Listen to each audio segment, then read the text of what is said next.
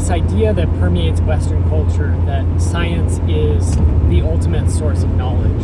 And this idea is incredibly powerful. It gains its power because science has been able to achieve some pretty incredible things. Look at modern medicine, look at technology, the car that I'm driving, the phone that I'm recording this video on, the internet itself. Look at discoveries like understandings of bacteria, viruses, and microorganisms, how those affect human health, and how that's revolutionized our ability to keep people healthy, to control contamination in water, and so on.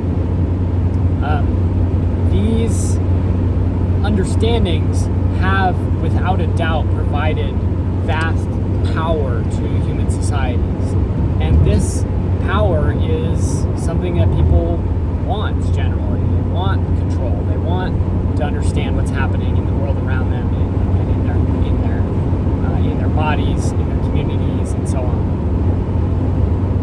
What's interesting to me about this is the cost and comparing this to other worldviews. So I'm going to talk about those things now. So we must understand that there is a cost that's associated with the scientific worldview. The objectification that goes along with the scientific method as it's currently practiced in the West, which is what I'm familiar with, means that other beings, human beings, life on the planet, water, these things begin to be treated as resources.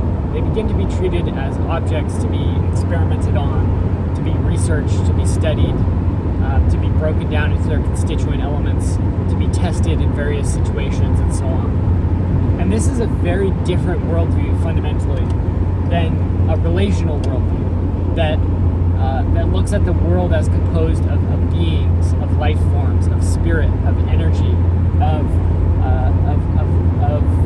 creatures and forces that we can be in relationship with. When you're in a relationship with people, generally you don't experiment on them. You might try different things, but the procedure and the way that you approach that is going to be vastly different than if you're perceiving that whatever you're testing on is just an object. For example, one obvious example of this is that many people in biology classes dissect frogs. And this involves killing frogs, cutting them open, learning about their internal organs and so on. And if you study the origins of modern medicine and our modern understandings of anatomy and so on, much of this comes from these very gruesome experiments conducted in extremely unethical circumstances,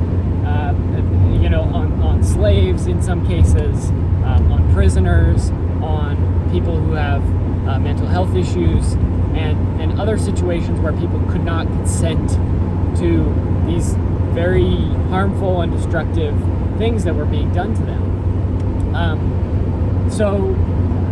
If you have a relationship with frogs, or you have a relationship with the people around you, you're not going to cut them open. There's no circumstance that would convince you to cut them open unless they're dealing with some sort of critical health emergency and you have to deal with it. This, of course, you get into these big philosophical questions when you start considering these issues. Like, is it worth it, quote unquote, to cause harm now or in the present in order to justify, gains or reductions in the harm in the future? And these are trolley questions of philosophy. They're not things that can be easily solved or easily grappled with. This is something that we see in a widespread form in the tech industry. There's this idea of long-termism, which is this philosophy that many very powerful and wealthy people around the world hold to, including Elon Musk, many technologists. And their idea is that essentially, in the future, there are going to be hundreds of billions, maybe trillions of human beings that spread out across the solar system and across the galaxy. And so anything that can be done now to advance technology, advance knowledge, scientific understanding, and so on, even if it causes significant harms, even if it hurts people, pollutes the environment, drives species extinct, causes all these harms in the now, is worth it if it reduces harm to other people, other creatures in the long term. If there do end up being hundreds of billions or trillions of people, and many of those can benefit from the knowledge and the resources and technology that are gained by exploiting and causing harm today. This is a very, very dangerous ideology, and it's essentially, there's not much difference between this and eugenics ideology. It's the same type of approach. It's the sacrifice of those who are deemed unfit or unworthy or who are not important in the now in order to benefit some future theoretical population, some future theoretical people. And it is completely morally reprehensible. This is the de facto ideology that underlies so much of the modern scientific method and technological development. It is an unfortunate reality that when you look at modern science, whether we're talking about biotechnology, medical science, information technology, or anything else, what we see is a situation in which the entire scientific method is based on the extraction of vast amounts of resources around the world. Things like oil to be turned into plastics and different chemicals, things like minerals to be turned into various metals and chemical reagents and so on, and many, many more. To be able to run experiments, build facilities, build machines, run computers and data centers and so on. And these extraction processes have incredibly serious costs in the here and now. They're driving global warming and a climate apocalypse. They are resulting in things like the brutal exploitation of hundreds of thousands of people in places like the Congo, where children and community members are laboring for $1 a day or less in these extremely dangerous conditions with no protective gear whatsoever, destroying some of the most biodiverse regions on the planet, destroying forests, poisoning water, leaving behind a terrible legacy for generations in order to produce minerals like cobalt that's used in rechargeable batteries. The costs of these technologies, of these extractions, are exceptionally high, driving a biodiversity crisis, causing the contributing to the sixth mass extinction of life on Earth. These things have massive costs, and there is no certainty that they will result in any positive benefit in the future. We know that people are benefiting around the world right now from access to smartphones and various forms of modern technology. But we also are very clear about the cost of that.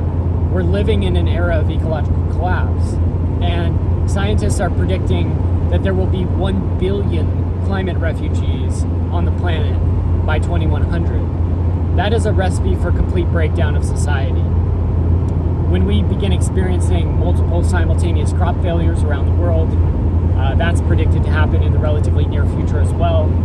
The rise in extreme weather conditions, the fraying of the fabric of life itself and biodiversity, which is resulting in unforeseen consequences that we cannot even understand, which is intensifying the drought, the decline in the hydrological cycle. All of these different issues that we are facing are exceptionally serious, and they're happening right now. And so what's interesting to me about this is not only that we need to resist, but there's a deeper level to this intellectually that speaks to me on these issues, that helps me understand what's going on, which is about the nature of truth. It's about the nature of truth, because if the modern Western scientific method that has swept the world since the Enlightenment, that has resulted in some very positive things for my life, I would not be alive without modern science and medicine. Here I am driving a car while I'm talking to you. Right? I'm taking advantage of this. I live in this modern world. But if this modern science, this Western scientific worldview, is driving a mass extinction event, is driving the extermination of life on Earth, Is it true? Is it a worldview that represents truth, quote unquote, if the results of it are catastrophic?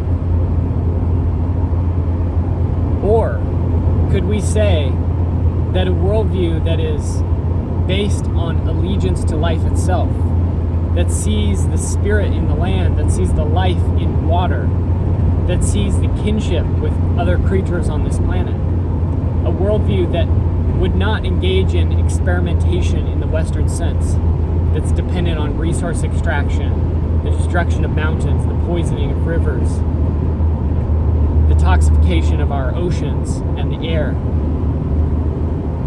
Is that worldview more true? If the result of it is that people can live for thousands of generations in the same place without negatively impacting biodiversity, without causing massive harms, not to say that people haven't influenced the world everywhere they went. Of course, we're a keystone species, we're an apex predator, we have impacts everywhere we go. Is that worldview more true? And this isn't a question that I have a clear answer to. It's a philosophical question. It's something to consider. It's meant to make us think. It's meant to help us question the dominance, the hegemony of Western science. And I think this is critically important because so many of us are wrapped up fundamentally in the ideology of progress.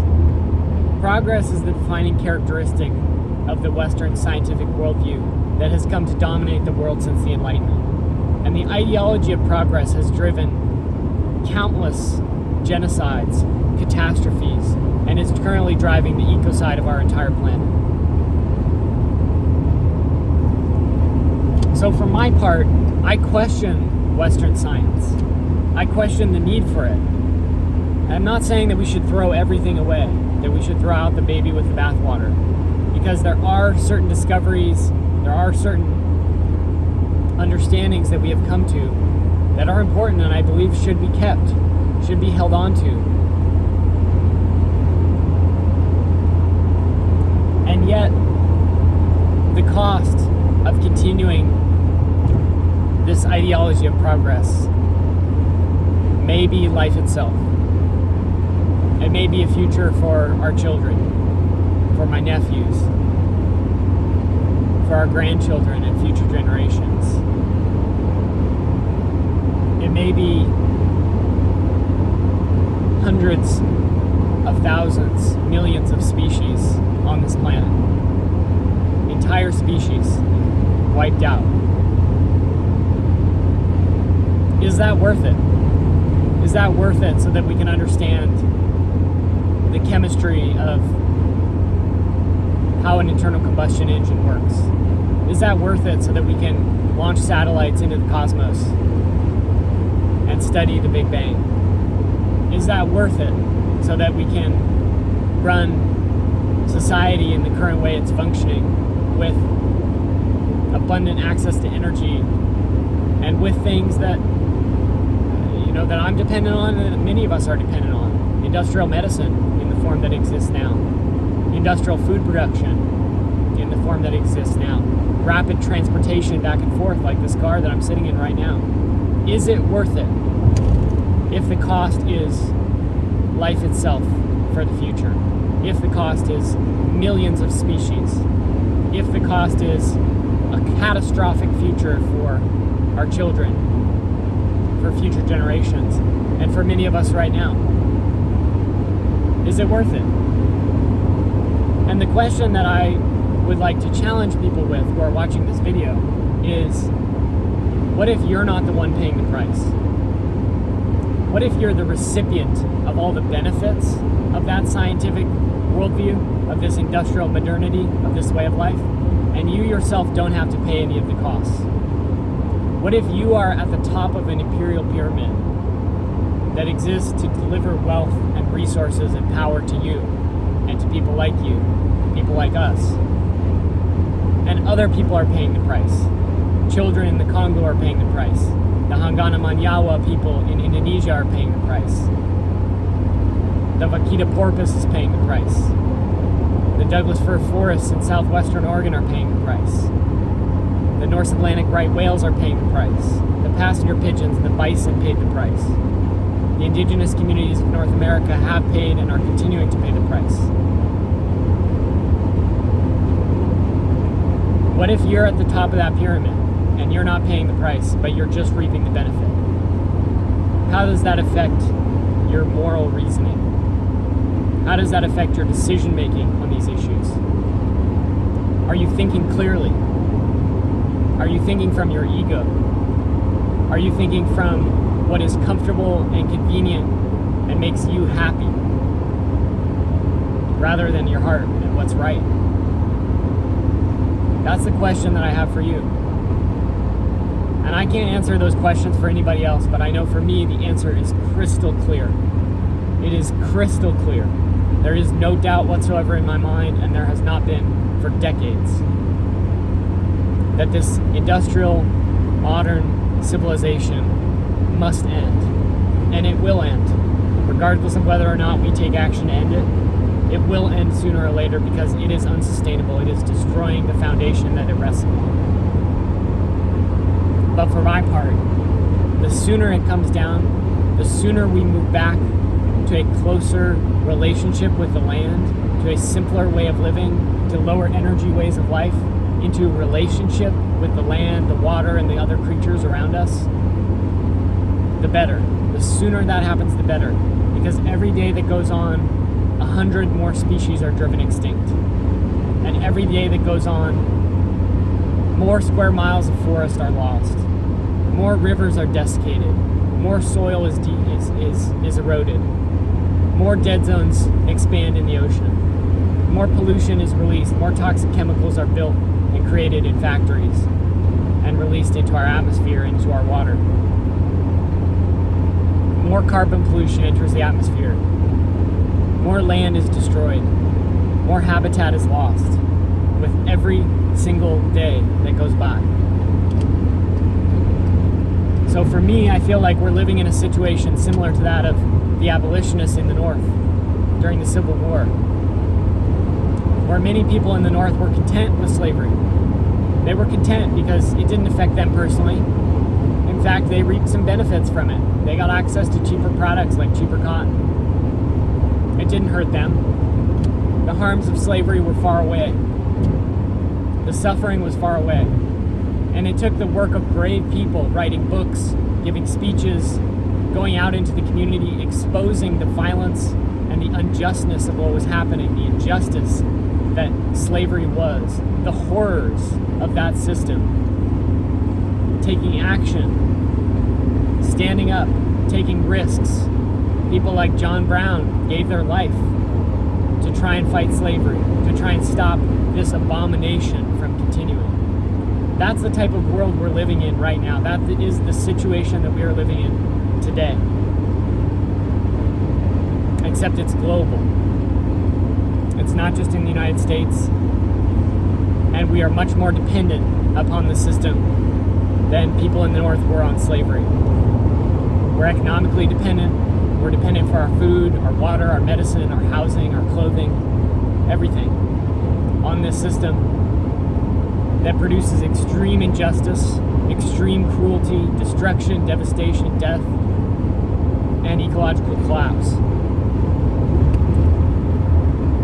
The situation is very, very, very challenging. And this is why I'm dedicating my entire life to this struggle. I'm dedicating almost all of my energy and time to this.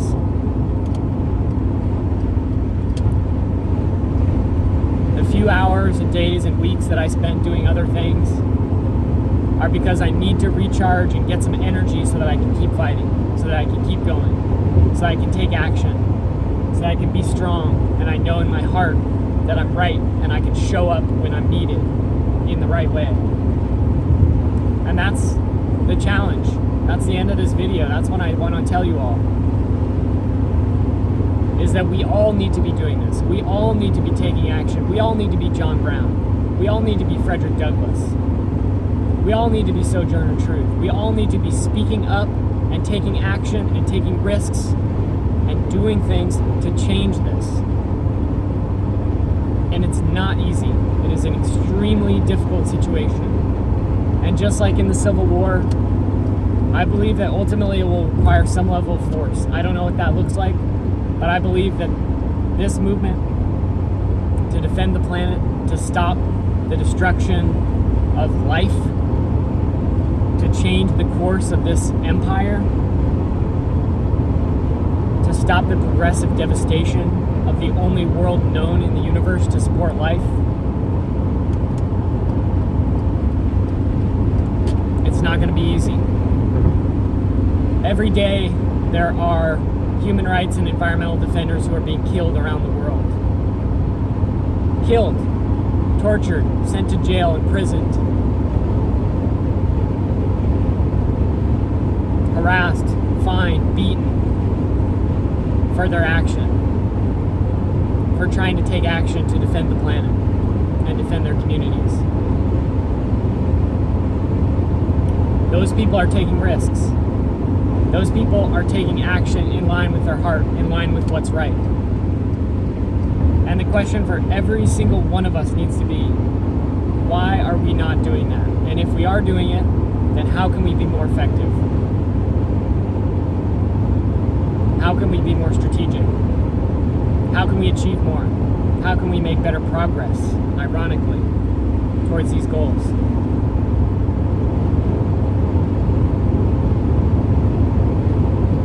It's not easy, but I think it's incredibly important. And I hope that folks who are watching this video feel the same way.